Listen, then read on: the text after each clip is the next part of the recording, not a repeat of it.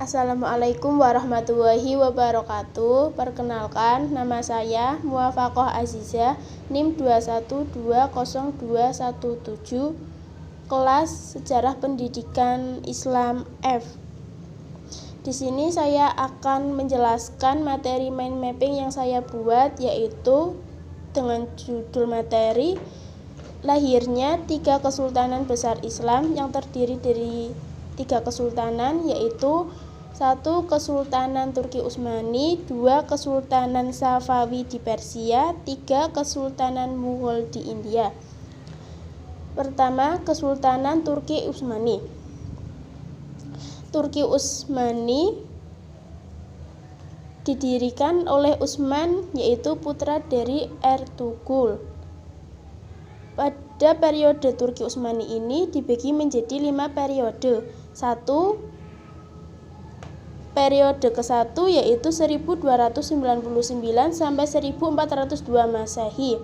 Pada saat ini yaitu berdirinya Turki Utsmani dan terjadi ekspansi pertama dan kehancuran oleh serangan timur. Pada saat itu juga ditaklukkannya Bizantium. Masyarakat digolongkan berdasarkan agama, dan fatwa ulama pada saat itu adalah sebagai hukum yang berlaku. Pada periode kedua terjadi pada tahun 1403 sampai 1566 Masehi. Pada periode ini terjadi proses restorasi kerajaan dan ekspansi terbesar. Dan pada saat periode kedua juga dipimpin oleh salah satu sultan yang menonjol, yaitu Muhammad Al-Fatih II atau Muhammad II. Disebut juga Al-Fatih, yaitu sang penakluk. Pada saat itu Al-Fatih menaklukkan kota Konstantinopel. Periode ketiga sampai keempat tahun 1566 sampai 1839, yaitu mempertahankan wilayah sampai lepasnya Hungaria, surutnya kekuatan penguasa.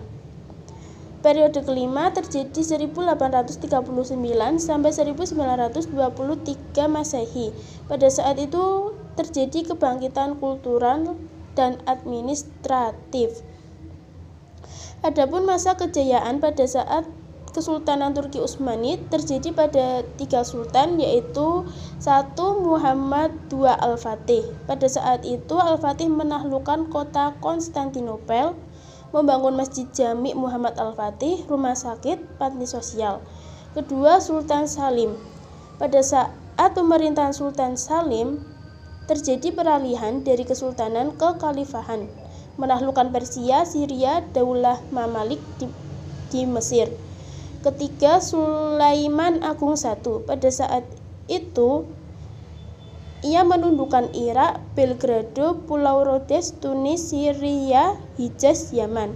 Sulaiman Agung I juga diberi gelar Al-Qanuni atau The Magnificent.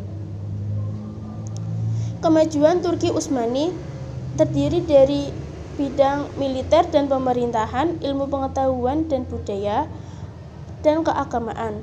Di bidang militer dan pemerintahan dibangunnya Janisari atau Inkisyariah, yaitu sebuah tentara bersenjata. Dan pada masa Sulaiman I dibuat juga undang-undang yang diberi nama Multaqa al-Abhur. Di bidang ilmu pengetahuan dan budaya, pada masa Sulaiman I mendirikan seperti SD, perguruan tinggi, fakultas kedokteran, dan hukum. Dan pada masa Mahmud II diajarkan juga bahasa Prancis, ilmu alam, sejarah, ilmu politik. Dan pada saat itu juga perpaduan kebudayaan Persia, Bizantium, dan Arab. Di bidang keagamaan yaitu mufti adalah seorang yang memberi fatwa resmi. Adapun kemunduran Turki Utsmani disebabkan oleh 1. Wilayah kekuasaan sangat luas, 2. Heterogenitas penduduk, 3. Kelemahan penduduk, 4. Budaya pungli atau korupsi, 5. Pemberontakan Janisari atau tentara, 6. Merosotnya ekonomi, 7. Stagnasi dalam lapangan ilmu dan teknologi. Yang kedua yaitu Kesultanan Safawi di Persia. Pendiri Kesultanan Safawi di Persia yaitu Syekh Safi al-Adin Abdul Fath Ishaq Ardabili dari Ardabil di Azerbaijan, disebut juga Safi al-Adin. Berdirinya dipelopori oleh Safi al-Adin pada tahun 1252 sampai 1334 Masehi. Safi al-Adin merupakan seorang sufi dan Safi al-Adin juga membentuk tarekat Safawiyah. Pada saat kepemimpinan Junaid 1447 sampai 1460 Masehi terjadi konflik politik dengan kerajaan Karakoyunlu yaitu Domba Hitam, dan pada saat itu Junaid kalah dan diasingkan. Junaid juga terbunuh dalam pertempuran tersebut dan digantikan putranya yaitu Haidar.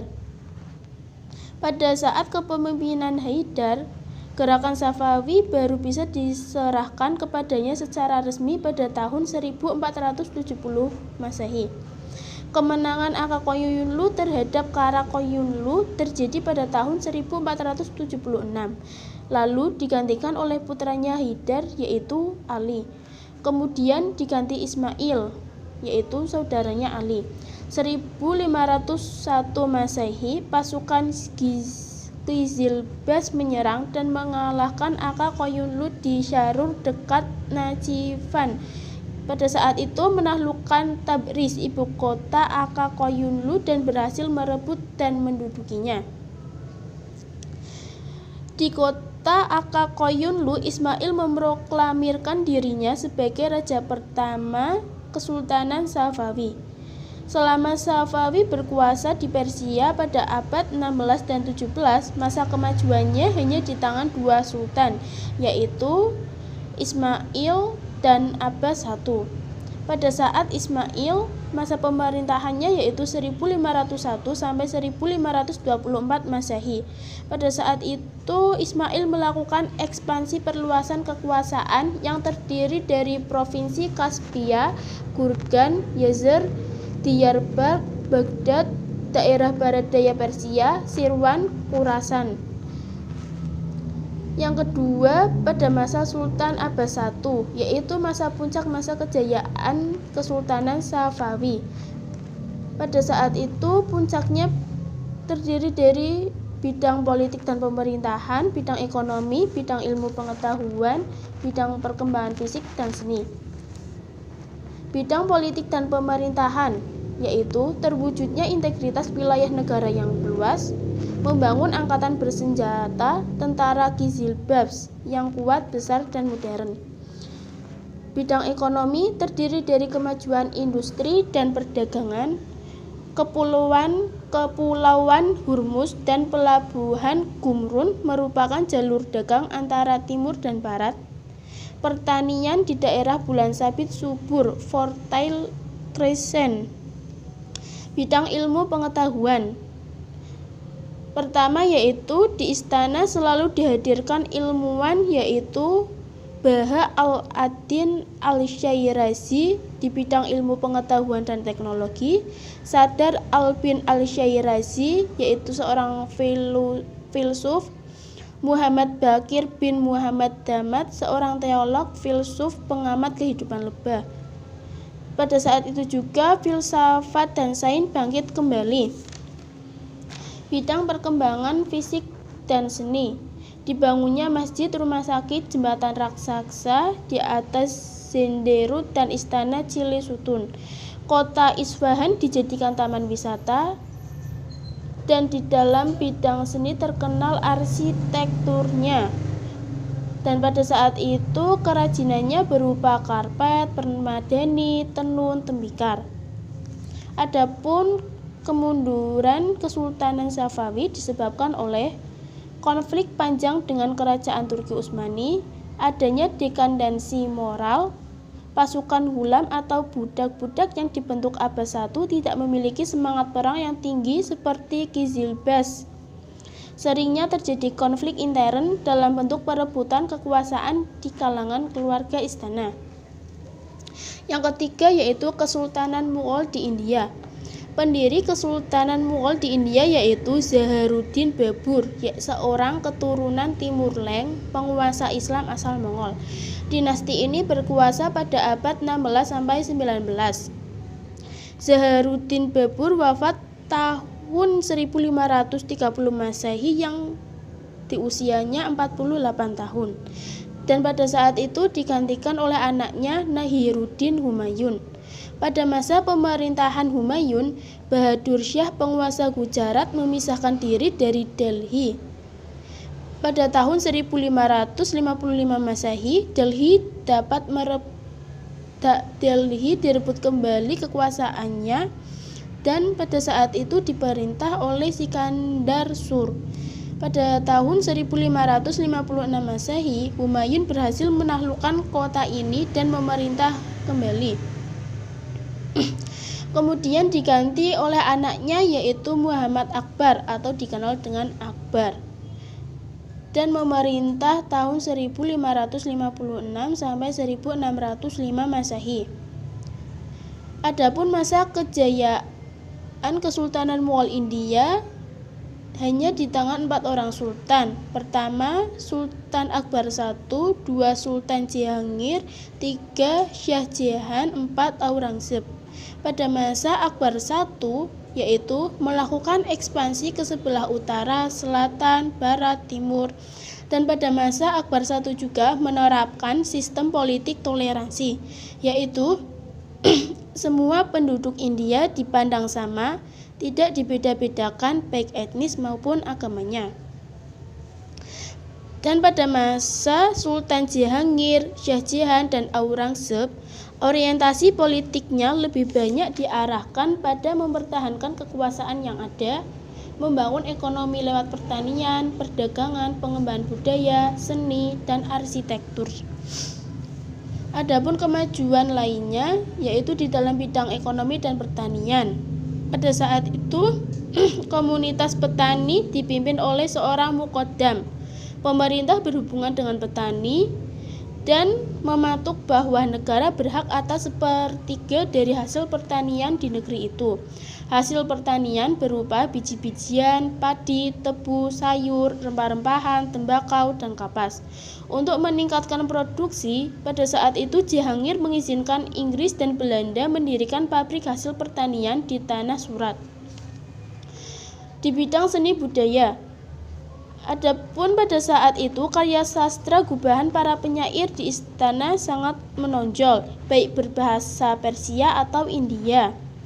Penyair India yang terkenal yaitu Muhammad Jayuzi, yaitu seorang sastrawan sufi yang karyanya berjudul Padmayat yang berisi tentang kebajikan jiwa manusia. Berdirinya Taj Mahal sebagai puncak karya arsitektur pada masanya. Didirikannya Istana Fatpur Sikri peninggalan Akbar dan Masjid Raya Delhi di Lahore.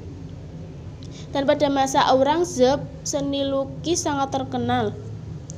Adapun di bidang pengetahuan, pada saat itu umat Islam cenderung untuk taklid terhadap ulama-ulama klasik. Ijtihad pada masa itu lebih kepada ijtihad mazhab, tidak ada pembaharuan. Kajian filsafat dianggap bid'ah dan sebagian besar umat Islam memilih jalan sufi.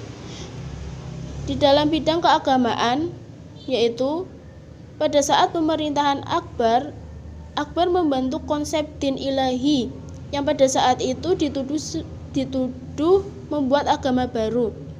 Din ilahi sendiri bukan ajaran tentang agama Islam, namun konsepsi yang merupakan upaya untuk mempersatukan umat-umat beragama di India.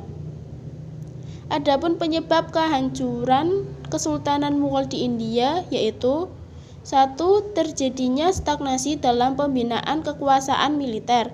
2. Kemerosotan moral dan hidup mewah di kalangan elit politik.